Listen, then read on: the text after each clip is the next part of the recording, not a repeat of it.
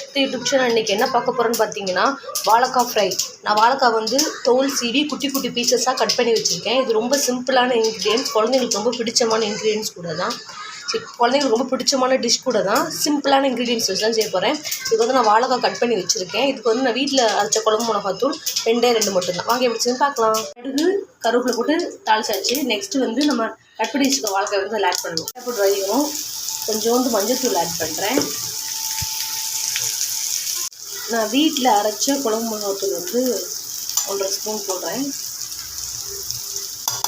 நீங்கள் இப்போலாம் வெறும் மிளகாத்தூள் மட்டும் நீங்கள் கூட ஆட் பண்ணிக்கலாம்.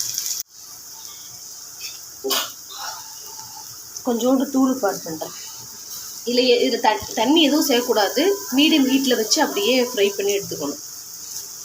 நெக்ஸ்ட்டு என்ன பார்க்க போகிறோன்னு பார்த்தீங்கன்னா லெமன் சாதத்துக்கு வந்து நான் வந்து லெமன் வந்து புளிஞ்சு எடுத்து வச்சுருக்கேன். அதுக்கு வந்து ரொம்ப சிம்பிள் தாங்க.